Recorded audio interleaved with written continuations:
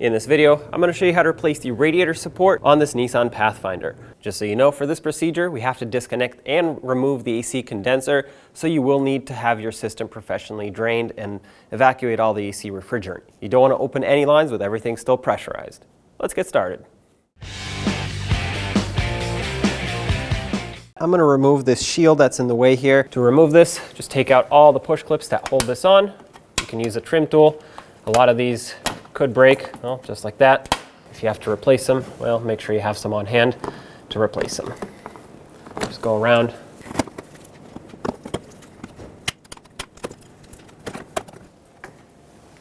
All right, now with the shield off, you'll notice two holes here, which we'll need to access this one. So the one that's towards the middle, not this one. And you can technically access this through the shield also, but we will need the shield off, so that's why I chose to remove that first. This is where we will be draining the coolant. So as you just saw, I have a collection bucket ready to catch it. You'll need a Phillips head screwdriver, a large one. Stick it in here and just unscrew the plug. Make sure that you're out of the way, because coolant will want to come straight down as it's ready. And once you feel that you're on the last thread, just let go and it should drip down. Now, I did not open the radiator cap or anything like that yet, so right now it's basically pulling a vacuum. As you can see, it's not dripping very fast, so let's lower the vehicle, unless you're already on the ground, and pull the radiator cap off to release more coolant and allow it to drain faster. Now I'm going to remove this shield because we have to anyway. I know you can access the radiator cap right here. You're going to have a bunch of push clips that go all the way around, so grab a trim tool, pop the center out, and then pull the rest of the trim clip up and out, and just go around and remove all of them.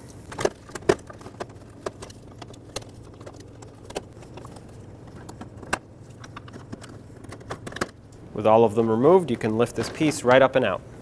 Now, remove the radiator cap, turn it counterclockwise. This will release the coolant. Now we have to remove this bracket here to basically make space to pull things away. And in order to do that, I'm going to start by disconnecting the hood latch cable. The hood latch I'm actually going to leave on the radiator support, so I'm just going to disconnect the cable, that way it doesn't get damaged at all. The easiest way to do this is to pinch these two tabs here, or you can press them in with a trim tool, screwdriver, whatever you have. Once you press these in, you should be able to slide the cable through, just like that, and then unhook it. Since we're here, let's remove this 8mm headed bolt. And then looking towards the front, where this release lever is, you'll have two 13mm bolts to remove. This will allow us to get this bracket off of here, which will actually provide enough clearance for us to get right down here and remove this bracket. It's a little bit difficult to see down here. If you want to, you can pull the grill away. It should have a couple clips at the top. Mine are broken, so it easily pulls away. But you have two 10mm bolts right here that need to be removed. There's the bracket, and try not to lose the bolt down there. There's the bolt, well, both of them. Set this aside. Using some pliers, pull this clamp away so we can unhook the overflow hose. This a lot of times gets stuck here. You can twist it very gently with the pliers, but be very careful not to damage anything. We are obviously reusing this, so set this aside. If you want to, you can pull this through, although it is not necessary, so I'm going to leave it here. Holding the radiator and the AC condenser, they're bolted together, is an 8mm bolt here on this bracket. Remove this, pull the bracket away,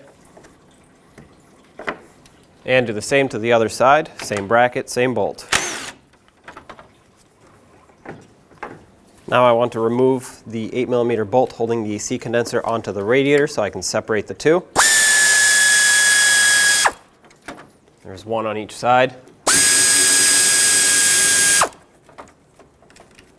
Now this should be able to pull away. Perfect. Towards the driver's side, you'll see this electrical connector here. Press on the tab and let's disconnect it. There we go. On the passenger side, this is going to be pretty difficult to see. There is a bolt that holds on this bracket that holds on both of these lines onto the AC condenser. It's a 10mm headed bolt. We have to remove said bolt. Doing that will allow us to pull the lines away. You'll need a deep socket or a short socket with an extension to actually get there. Mine was actually very tight, so I had to switch to a bigger ratchet just to break it free. Once it's free, you should be able to remove it.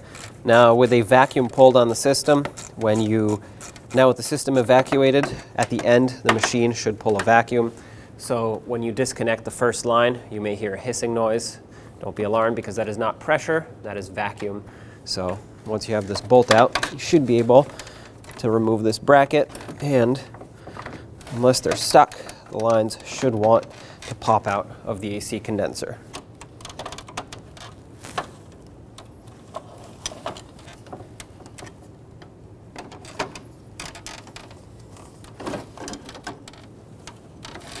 There we go. You can set these lines aside. On the back side of this radiator support, if you just follow the AC lines, you'll see where they join into this connector right here. With a 10mm socket, you can remove that bolt. Perfect, fell on the ground. I'll get that in a second. But now you can separate this bracket here and separate these lines that go through the radiator support so you can get more movement in them. As you get it unbolted, if you're having trouble separating it, you can usually stick a screwdriver right here and very gently pry these apart. There we go. That's one line. This line is broken free, it just doesn't want to slide out very easily. There we go. I always recommend replacing any O-rings on AC systems every time you move them or disconnect the line. Regardless, you want to be careful with them. Now you can pull the lines out through the front, and this gives you quite a bit more space to work with here with the AC condenser. Now with the brackets off, we can push the radiator back and access the clamp that holds the upper radiator hose in place. The easiest thing is to just grab some pliers, squeeze it, pull it backwards, and remove the upper radiator hose.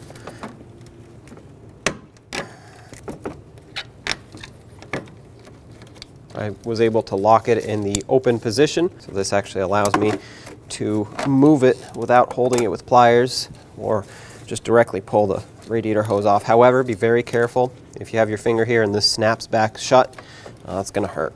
So, give this a twist, pull the hose back. There we go. You can just leave this right here. Back underneath, I'm going to cap the radiator off, put the drain plug back in, make it nice and snug. Don't make it too tight though, it just has an O-ring that seals up. Once you get it snug, it should stop dripping. Basically, now that it's pretty much almost fully drained, I want to stop it from dripping so I can work underneath without it getting all over the place. Put down anything that still remains here so you can avoid it dripping on you. Now let's disconnect the lower hose, which you can easily access from underneath. Of course, this will also cause coolant to come out, so make sure you have a collection bucket ready. Even though it's fully drained, there's a lot of times still more coolant on the hose. Pinch the hose clamp with some pliers, slide it back. It should technically lock in the open position. A lot of times these will not, just as they get rustier, they lose their locking mechanism, but it looks like this one still works. I have my collection bucket ready, and I'm gonna get this hose to break free. There we go, pull it backwards, and let the rest of this drain. Now let's pull the transmission cooler lines off of the bottom of the radiator. To get those off, you can just grab some pliers, and based on where your clamp is located, you can either get them right through the bottom, or you'll have to go over the subframe and grab them from the top. That's what I have to do for this one. I'm gonna try and twist this clamp. There we go. Now I can grab it properly and pull it away. Remove the hose. When you remove the hose, make sure you have a collection bucket to catch all of the transmission fluid that will leak out. There will be some. Now this vehicle has not run in a while, so there may not be as much as there should be if it just drove in, but of course there still is some. I'm going to take a little plug the hose. If you don't have something like this, you could pinch the hose, just be careful not to damage it, but this will stop the fluid from leaking. The less you let leak out, the less you'll have to fill back up at the end. Towards the driver's side is going to be your other transmission cooler hose. I'm going to try to get this one with some needle nose pliers. There we go. All right, pull this one off as well. This one will also leak, and I'm going to try to cap it off with this. I got this capped off with just a random plug I had laying around. I like to keep these rubber and plastic plugs that come on different parts for this purpose. Like I said, you can always pinch the hoses, but it's not the best idea to do that. You can damage them. Now you should be able to pull the AC condenser right up and out. And this gives us space to remove the radiator, which has to slide quite a bit forward. Once you find the right angle, you can pull it straight up. There's the radiator. Now we have to remove this air intake piece. To do that, there are two 10mm bolts, one on each end of it. You can see one right over here. The other one is symmetrically on the other side. With the other side removed, it's right here, you can pull this up and out. Now I'm going to remove the upper radiator hose from right over here. It's just going to make it a lot easier to have it out of the way completely. Grab some pliers, squeeze the clamp. This one will lock into place, and then you can grab the radiator hose, twist it, and pull it away. We also have to pop it off of this retainer over here, and for this, all you need is a flathead screwdriver just to pry down on this little tab.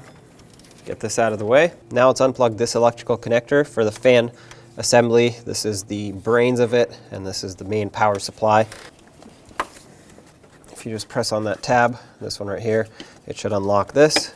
You can pull this up and out. There are only two bolts at this point holding this fan assembly on. They are both T30 headed bolts. Put your socket in here, make sure it's seated well, and remove these bolts. There's one here and one on the other side.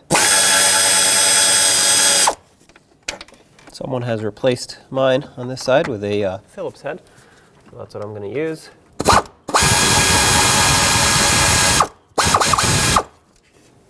Now I need to remove this control module.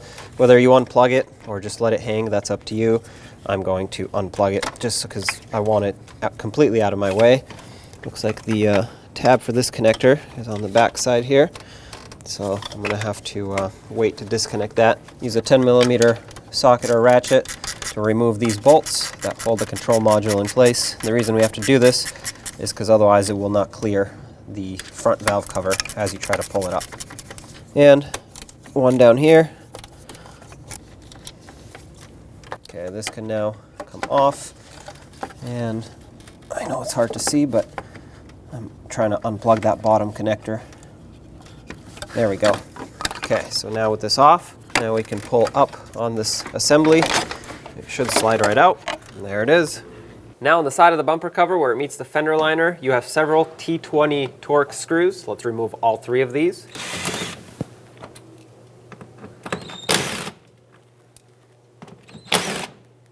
This will release the fender liner off of the bumper cover, and this will make it so that we can peel it away. This will expose the 10mm screw that sits right up here, so take this out.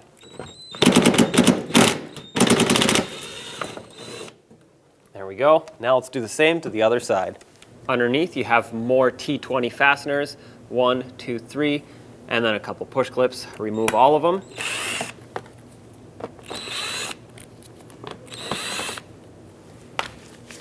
Clip right here. A lot of times these get stuck from sand buildup since they're underneath, so just be careful. If you break it, make sure you replace it, and just go along and remove the rest of the push clips, which in our case are actually missing. So this is all disconnected already, but you should have multiple, and then of course the same 3 fasteners on the other side of the vehicle. At this point, if you have fog lights, go ahead and unplug the wiring. This vehicle does not have that, but if it did, you would just reach down here and get to the wire clip, unplug. Now we can pull the bumper cover away by just unclipping it along where it meets the fender. Continue following the line, the curve of the bumper cover, and pull this piece out. There we go. It's gonna sound a little scary, but I promise it's not breaking, it's just unclipping. And now we have 2 last push clips to undo.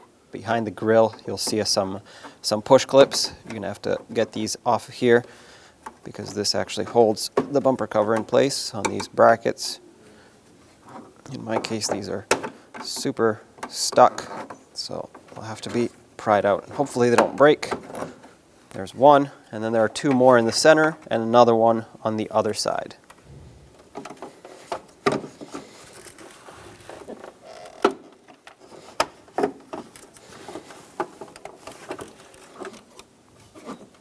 There we go. there. All right, this is gonna have to get replaced, but at least it's out. Last few pieces here. Disconnect these two retainers for this wiring harness. Just pop them out of here. On the back side, they have a couple tabs that you can squeeze, or you could just twist that with a trim tool. It should pop out. There's another one right over here. All right, now pull the bumper cover away. Now let's remove these shields here. They're usually just clipped in with a couple clips, so once you get them to unlock, you can usually just pull them right out. Sneak this piece right out of here. I have some aftermarket wiring that I have to work around, but your piece should slide right out of place. I'm also going to pop this harness off of here. This will give me a little bit more space.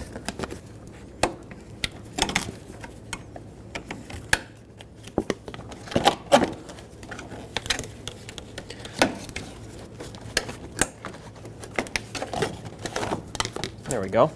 Now let's remove this hood latch piece with the 3 12mm bolts. And that hood latch does have an electrical connector going to it. It's this brown one right here. It sits on the back side, so let's unplug it. Once you press on this tab, you should be able to pull it through. And back to the front. Remove this. Now we can flip it over and disconnect the hood latch cable. All you have to do is pry it out. Now be careful, you don't want to break it, otherwise you'll be replacing the hood latch cable. So what I like to do is pry with a tool very gently from the back side like that. If it starts to bend, stop and either spray it down, or there you go, pry in a different spot. Usually that'll do it. Now we just have to unhook this cable. To do that, you have to push the hood latch further onto the cable and then just flip it up and over. And there it is. If your hood is held up with the hood prop rod, which it most likely is, find something else that will safely secure it, because we have to pull this out of here. And what you do to do that is you have to just find the right angle and basically unhook it. I'm also going to take this rubber grommet out so we can reuse it on the new core support. Next we have to remove the headlights. There are 4 10mm bolts in total. One is right here at the top that actually bolts it to the core support, the radiator support, which is why we have to remove them. Then there is one bolt right over here. If you just move this rubber piece up, you'll see this bolt. Right on the fender, there's another one, this one right here.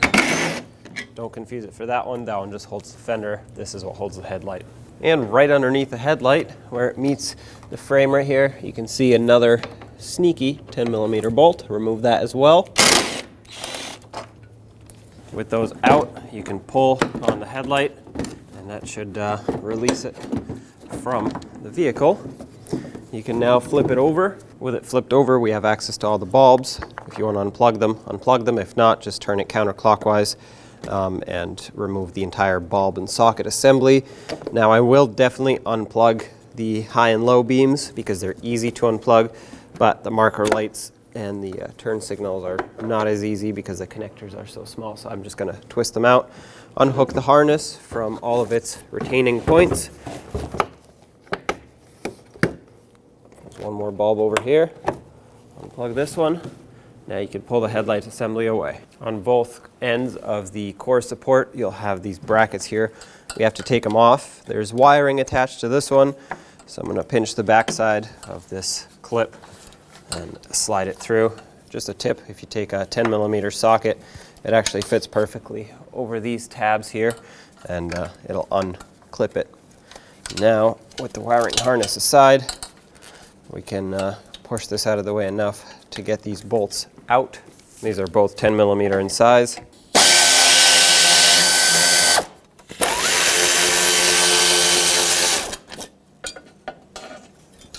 Get this out of here. Try to keep them on their corresponding side so it'll be easier to install. Do the same to the other side.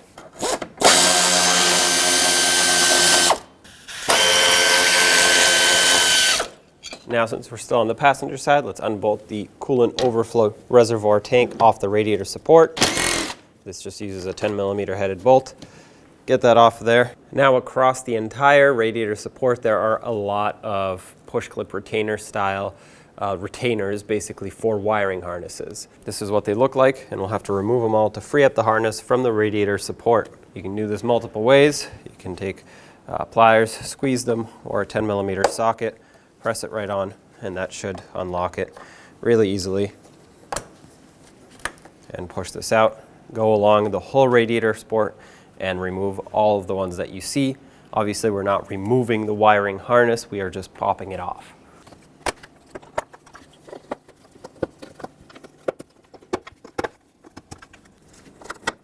Now we have to remove this wiring harness here that goes to the horns, as well as the ambient air temp sensor, and of course we'll have to remove this whole bracket. But wiring harness first. To get these off the horns, there's a little tab in the middle. Just press it, pull them out. Remember which way they go so that you can connect them back the same way. Black on the top, green on the bottom. Both of these are the same, however, one is longer than the other, so it really doesn't matter where you connect them between the two horns, except that, well, you really can only put it back in the same orientation that it came out. Be careful with these wires because they are just a single wire connector, so avoid pulling on the wire itself. If the connector is corroded, it can break, so just work it back and forth, maybe spray it with rust penetrant, but as soon as it breaks free, it should be able to pop off. Wiggle it up and down, that usually helps, and there you have it. There's a retainer right down here. We're gonna have to pry this up. This one's gonna be tricky to see, but there's a retainer for the ambient air temp sensor that sits on the back side here. This you can just simply unplug. You can pop it out of its retainer if you want, but there's no need to if you can just unplug it.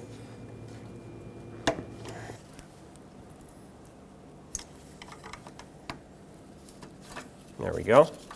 A lot of sand built up in there. One last piece attached to this wiring harness that we were just working with is this wire that comes down here. In our case, it's unused, so if yours is used for something, go ahead and unplug it, or unplug whatever is attached to it.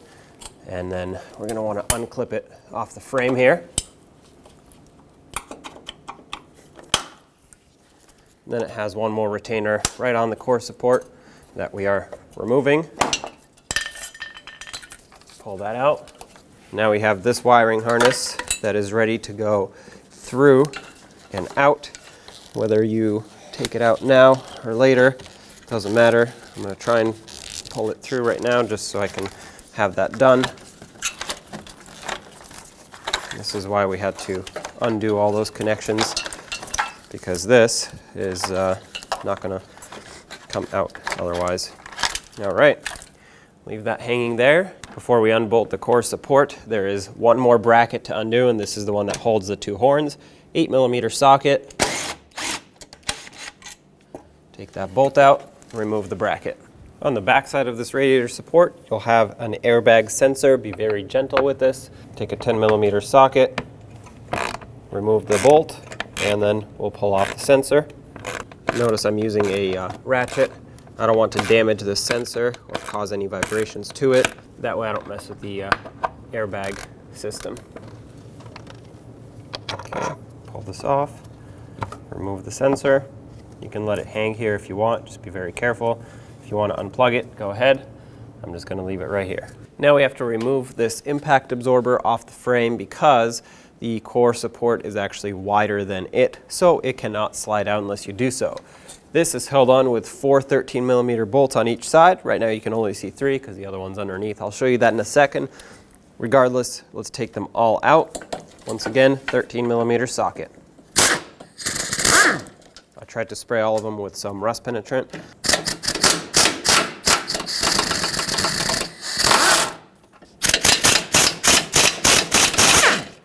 And there's the other one all the way underneath. Take this out as well.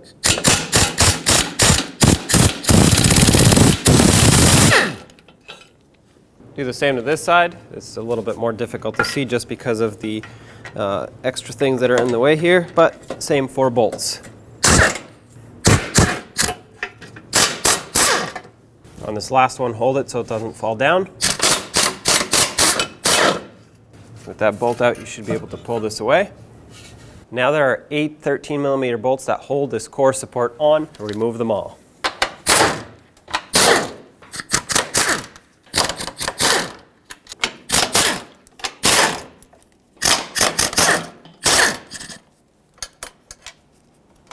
Now you'll finally have enough space to remove this core support, and I have this extra wiring here, so I'll have to clear it. But there is your radiator core support. Now you take your new core support and put it right over here. Try to line it up. Make sure you don't pinch any wires. That lines up pretty well. With it in place, let's put in all the bolts that hold this in, and then we might as well tighten them all up since we're here and we have clear access. There are 2 on each corner basically, so 4 on each side.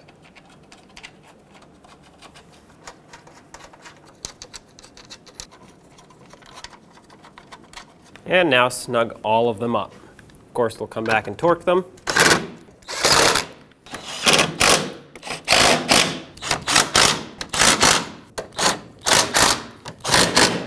16 foot-pounds is the torque for all 8 of these.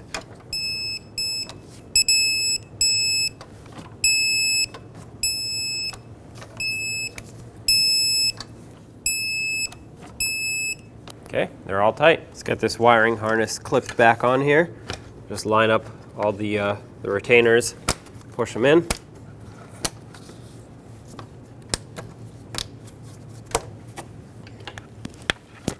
Over here we had the harness that fed through to go to the front.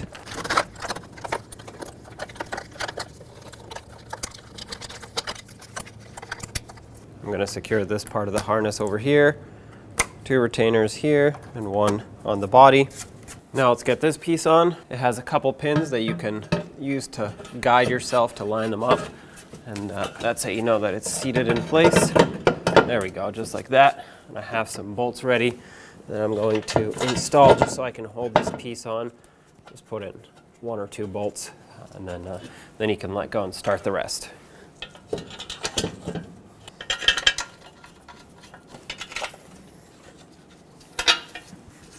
Just like before, it's kind of hard to see these. However, in this situation, I will start with the top. That way I can pull this impact absorber all the way up against the frame.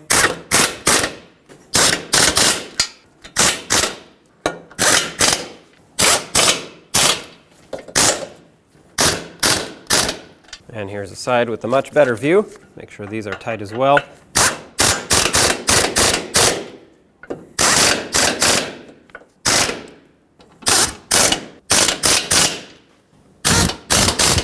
Next, I want to put the airbag sensor back on here. It lines up with a little pin, and then you want to thread the bolt back through. Once again, I'm doing this by hand to cause the least amount of shocks and vibrations to this sensor. It is a very delicate piece of equipment, and it's a safety item, so you want to make sure that it's still in good working condition. If you have any codes related to this after you're done with the job, definitely do not ignore them. Make sure this is snug, just like that. Perfect. And of course, if you unplugged it, you're going to want to plug it back in. I did not touch my connector on purpose. I wanted it to leave it the way it was. Let's put this bracket back in, which is also the support for the horn and the ambient air temp sensor. Hold it in place and snug up the bolt. Try to line it up to where it was, approximately. Now let's get this harness reconnected over here. Snap that in, and then the 2 horn connections. Remember, the black one, the black wire goes on the top, and the green one on the bottom. If you have a lot of corrosion built up here, you're going to want to clean it so that the horns work properly. This is a little bit of just dirt buildup here, but it's not too bad overall, so I'm just going to reconnect them. Don't put silicone paste directly on here. You might be tempted to do so, but it's actually an insulator if you put it right where the connection is. So even though it does prevent moisture and corrosion from building up, it also will insulate the connection, and then your horn will not work. What you want to do is actually either spray some silicone spray over once it's connected, or just put the paste over, or just leave it as is. It should be just fine. And down here, we have the connector for the ambient air temp sensor. Click that back in. Let's get the overflow tank resecured up top here. 10mm bolt. It's only holding on plastic, so just make sure it's snug. Don't over tighten it. Let's put back these 2 brackets. There's 1 on each side.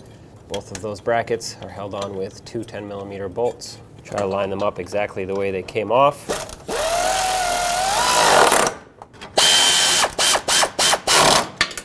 And of course we'll do the same on this side over here. On this side I accidentally clipped this wire into the radiator support when really it should be going on the side of this bracket. So make sure you don't make the same mistake. And then let's put these on.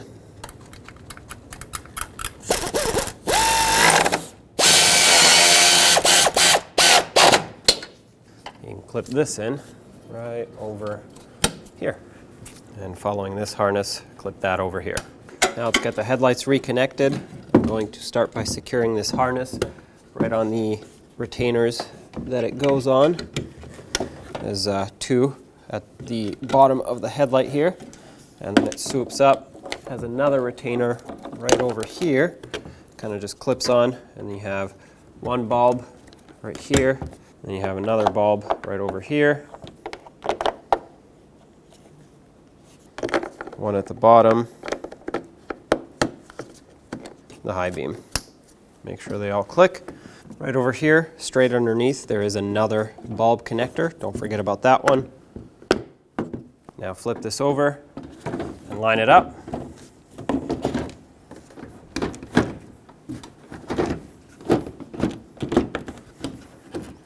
Looks like it pretty much falls into place, so let's get the bolts in.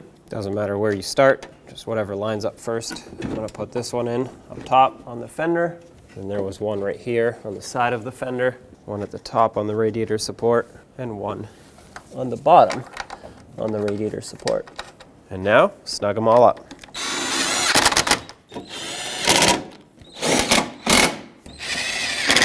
Of course, do the same to the other side. Right next to the headlight right here, you had shields. There's one on each side. You're going to want to sneak them in, just like this, and then they just clip into the radiator support. Now we can get this hood latch reconnected. Let's feed the cable through the opening here from the back side so that we can actually attach it. Hook it on to the little fork part of the lever. It's right back there behind the spring, but underneath it. There we go. Once you hook that on, lock the cable in. Make sure you press it till it clicks in place, just like that. And then you're going to want to push this wire through and line it up with the mounting holes. These are 12mm bolts.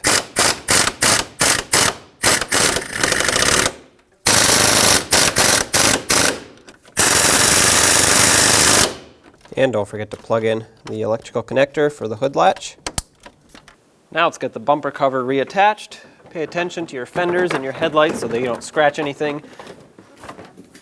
Make sure that this white piece here, the bracket, needs to go nice and flush with the bumper. So under the headlight, it needs to line up all throughout the other side here. That looks good. So at this point, I'm going to tap it into place. I'll make sure this lines up. Okay. I know this might seem a little rough, but that's how you get these to clip in. Do the same to the other side. Now let's get the screw in that secures the bumper right on the corner here. Now we can tuck the fender liner back in. Make sure that the ears that have the holes in them stay on the outside. That's where the screws go through, but these tabs have to go on the inside. That's how it secures. And now we can put the 3 T20 screws back in. Snug these up. Don't make them too tight. They're just going into plastic, and if you strip the plastic out, well, it's not going to get tight anymore.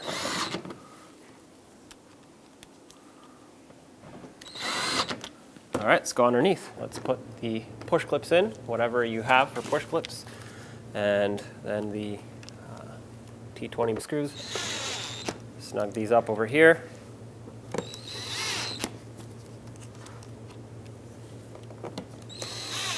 And then do this same thing to the other side. Now behind the grill, let's put the push clips back. That'll lock the bumper cover in. Slide that through, and then lock it in by sliding the center in. This one's not going to be very easy to do just because it's extremely limited on space here. Once you get it, press it all the way down. Do the same to the other ones. There are 2 in the middle and then 1 just like that one on the other side. Get these through. And the centers.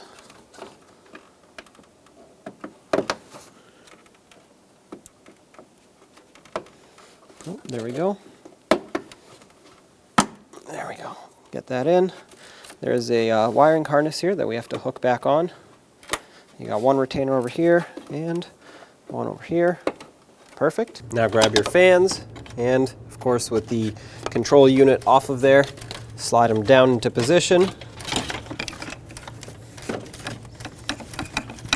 They do have some rubber grommets at the bottom that need to seat into the core support. And of course, make sure you're not pinching any wires up here. To mount this, we had the two, well, technically T30 Torx screws or bolts. I only have one because my other one is a Phillips head from someone having to replace it. I'm going to snug this up. Don't make it too tight. You don't want to break or crush anything. You just want to make sure it's snug. On the other side, I had the Phillips head screw, like I said, but you should also have a T30 Torx.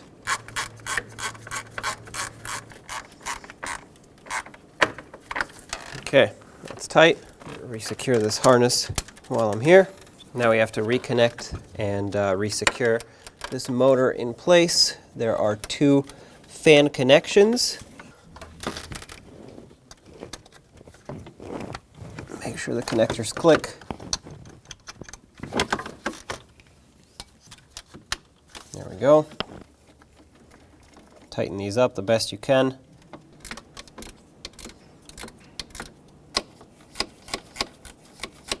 Those are all tight. Let's plug in the main harness right here. Make sure this clicks. All right, click, it's locked in. Of course, make sure it's not in the way of the fan. It shouldn't be, but it's better to double check. Now I'm going to get my upper radiator hose reconnected to the engine side. Put that on. Carefully put this clamp on. If it's locked in the open position, you want to be careful because, like I said earlier, it'll hurt if it comes off. Okay, and the easiest way to release this, take a screwdriver, stick it in here, and pry basically up on this, down on this, and that releases that little tab. And of course, now if you wanted to adjust it, which I will, you can just grab it with pliers like you normally would and place it wherever it's best. Typically you want to be halfway between the end of the hose and the end of the fitting, which it is, so that's perfect. Right here there was a retainer for the hose. Click that back on so that it's out of the way of everything. Now take your radiator, slide it in.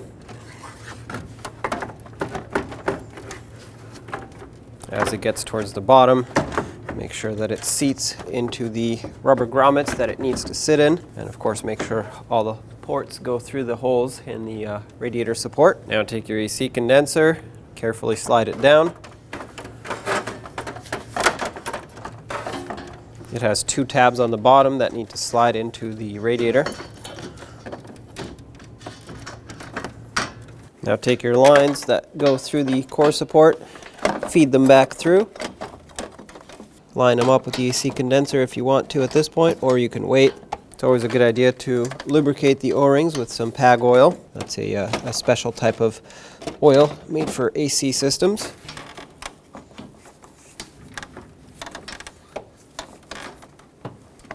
When you put these in, don't force them. Make sure they slide in smoothly.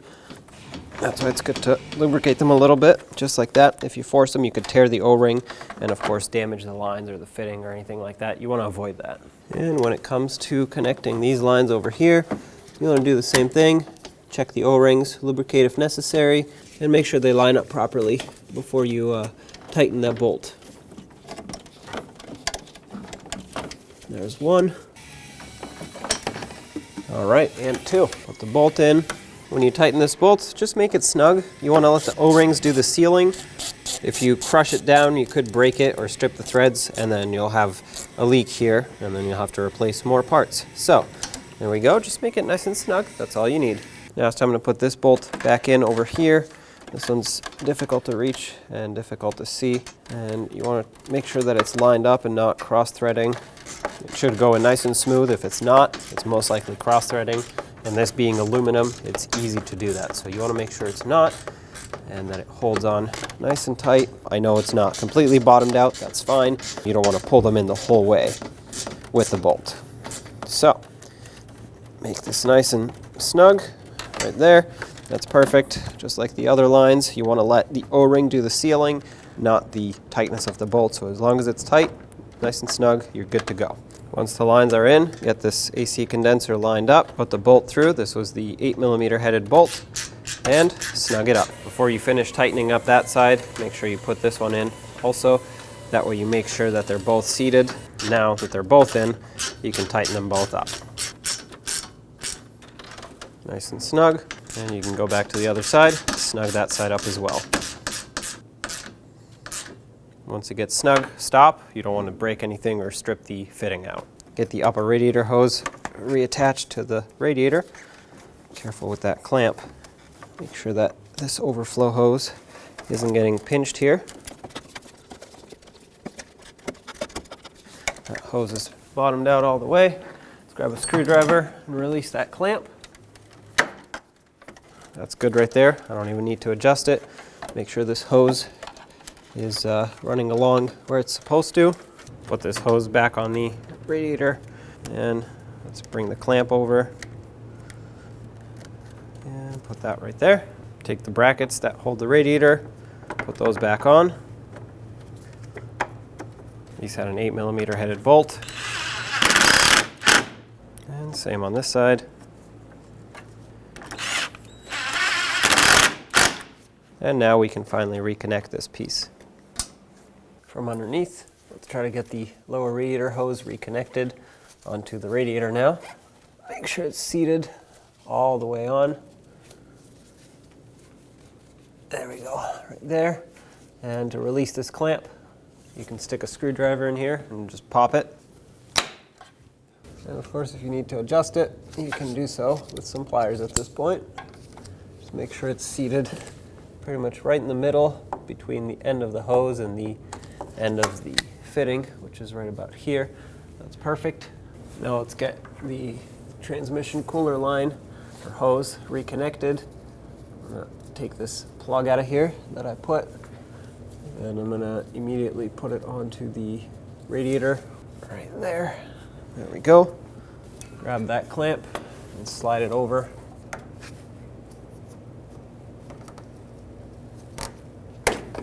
There we go, right there. And the other transmission cooler hose, also somewhat difficult to see. And, quickly plug it up and put the clamp on. There we go. All right. Now let's get this shield back on here and re-secure it with all of its push clips.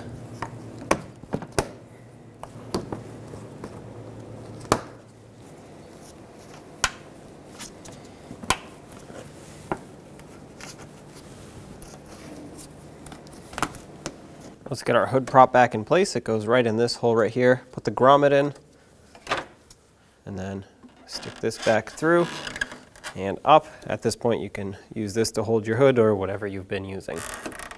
Now let's put this bracket back on. This had the two 10mm bolts right down here. Before I tighten those two up, I'm going to line this one up and start it in. This will basically allow me to position it perfectly. I'm going to tighten this one up first. This is the 8mm headed one. And the two 10s.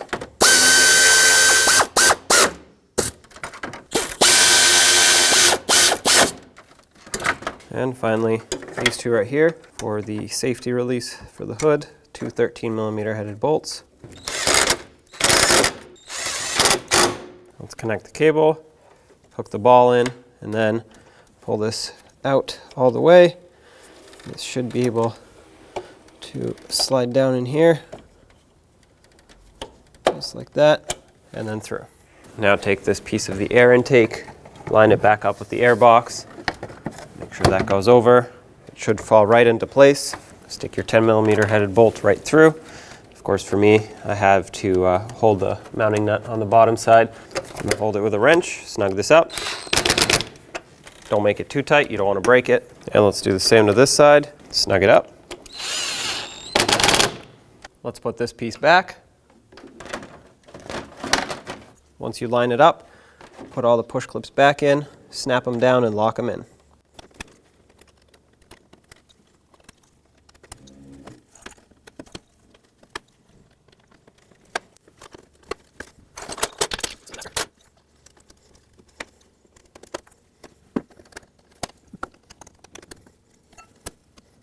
Now it's time to fill the cooling system. I have the spill-proof funnel that I'm going to use. That way, not only do I not spill all over the place, but this now becomes the highest point in the cooling system, and it is easier to bleed the cooling system naturally, as in without the engine running.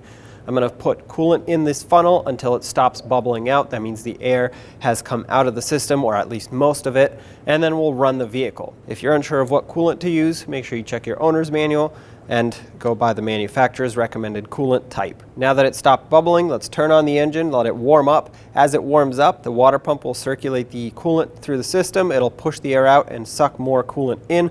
When the thermostat opens, because it reaches operating temperature, it'll let even more flow through. So let's turn on the engine and let it run. As the engine warms up, we're going to want the heat all the way on high and the blower on low.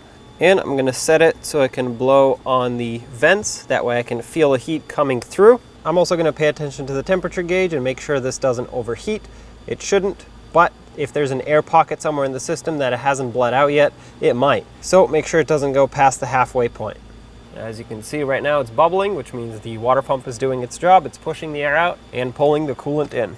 Now that everything warmed up, the fan's turned on, I turned off the engine, let it cool down. As you can see, it pulled in quite a bit of the coolant that I had in here. Now that I have this funnel here, I can squeeze the upper radiator hose just a little bit, plug up the funnel, and let go of the radiator hose as I remove this. That's actually going to make this so I can take it off without spilling anything. And I'm going to put the rest of this right in the overflow tank, which mine is almost full, but you want to make sure it's full to the full mark. That way it can have coolant to pull in when it needs to. Now take this off if you used it,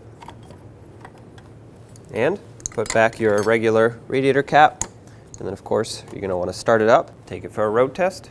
Now that the job is complete, you're going to want to test drive the vehicle. And of course, since we removed the AC refrigerant, you're going to want to have it professionally refilled. It is very important that the proper amount of refrigerant and PAG oil is in the system so everything can function. If you think you need to check your transmission fluid after this job, you'll notice that underneath the vehicle, next to the transmission oil pan, you have this 14mm drain plug that sits at an angle, kind of diagonal. And this is what you're going to want to remove in order to check the fluid.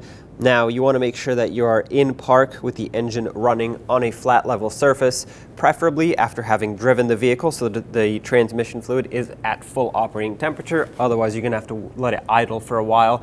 And behind this drain plug is actually another piece that sticks up in there, and that's basically just a little overflow tube so that no fluid comes out as long as it's underneath that tube.